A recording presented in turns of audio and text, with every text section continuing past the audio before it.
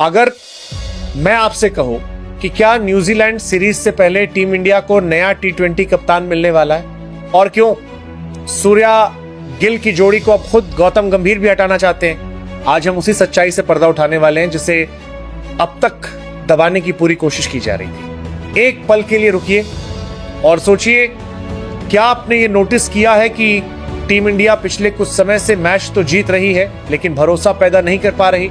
Scoreboard पर जीत जरूर दिखती है लेकिन मैदान पर वह दबदबा नजर नहीं आता जिससे विपक्षी टीम पहले ही डर जाए। और इसकी सबसे बड़ी वजह है कप्तान और कोच की सोच में साफ दिखाई देने वाला भ्रम। सूर्य कुमार यादव की कप्तानी में T20 सीरीज जीती गई, इसमें कोई दो राय नहीं है, लेकिन कप्तानी सिर्फ जीत से नहीं आकी जाती। कप्तानी कप्तान के फैसलों और उसके खुद के प्रदर्शन से तौली जाती है और यहीं पर सूर्य पूरी तरह फेल नजर आता है। पिछले कई T20 मुकाबलों में सूर्य कुमार यादव का बल्ला पूरी तरह खामोश रहा। पावर प्ले में गैर जिम्मेदार शॉट, मिडिल ओवर्स में धैर्य की कमी और बड़े मुकाबलों में पूरी तरह गायब। अब अगर हाल की भारत दक्षिण अफ्रीका T20 सीरीज को देखें, जहां टीम इंडिया ने सीरीज 3-1 से जीती, इसके बावजूद सूर्य की बल्लेबाजी पूरी तरह नाकाम रही। 5 मैचों में कुल मिलाकर सिर्फ 34 रन, 3 मैचों में औसत करीब 8.5 के आसपास। और सबसे हैरानी वाली बात, पूरा साल 2025 बिना एक भी अर्धशतक के खत्म। अब सवाल सीधा है, जो कप्तान खुद रन नहीं बना पा रहा, वो टीम से जवाब कैसे मांगेगा? अब ये बात सिर्फ फॉर्म तक सीमित नहीं रही, ये भरोसे की बात बन चुकी है।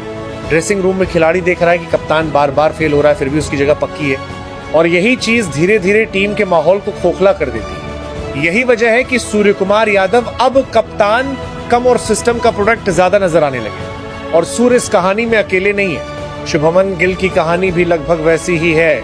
गिल को T20 का भविष्य बताया गया, उप कप्तान बना दिया गया, लेकिन 2025 में T20 क्रिकेट में गिल ने 15 पारियों में सिर्फ 291 रन बनाए, औसत 24.25 और एक भी अर्धशतक नहीं। मतलब कप्तान और उप कप्तान दोनों ही एक ही सीजन में बड़ा योगदान देने में पूरी तरह नाकाम रहे। और T20 जैसे फॉर्मेट में ये नाकामी सीधे खतरे की घंटी होती है। आंकड़े चीख चीख कर सच्चाई बता रहे हैं। गिल का स्ट्राइक रेट, उनकी निरंतरता और बड़े मैचों में प्रभाव तीनों सवालों के घेरे में है। लेकिन फिर भी गिल हर मैच में प्लेइंग 11 का हिस्सा है क्योंकि उनके पास पद है। अगर यही प्रदर्शन किसी नए खिलाड़ी का होता तो कब का बाहर बैठा दिया गया होता। यहीं से कहानी पहुंचती है गौतम गंभीर तक, जिनसे उम्मीद थी कि वे पसंद नापसंद से ऊपर उठकर फैसले लेंगे, लेकिन हुआ बिल्कुल उल्टा। कुछ खिलाड़ी जो गंभीर के करीबी माने जाते हैं, उन्हें लगातार मौके मिले, चाहे वे कितनी ही बार फ्लॉप क्यों ना हुए हों। और कुछ खिलाड़ी जो घरेलू क्रिकेट में आग लगा रहे हैं, उन्हें नजरअंदाज किया गया।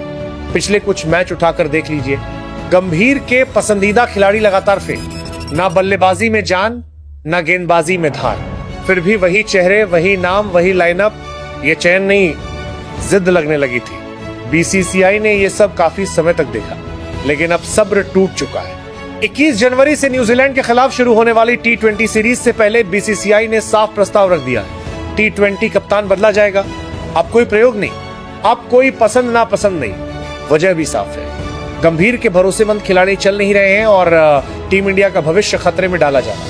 और यहीं पर गंभीर के सामने सबसे बड़ी चुनौती खड़ी हो जाती है, क्योंकि कप्तानी की रेस में जिन दो नामों की सबसे ज्यादा चर्चा है, श्रेयस अय्यर और हार्दिक पांड्या, ये दोनों ही खिलाड़ी गंभीर के नापसंद माने जाते हैं। श्रेयस अय्यर की बात करें तो ये खिलाड़ी दबाव में टूटता नहीं बल्कि और मजबूत होता है।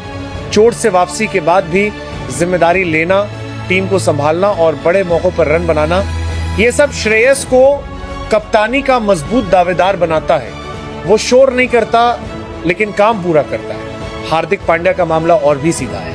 T20 फॉर्मेट में ऑलराउंडर कप्तान होना किसी हथियार से कम नहीं।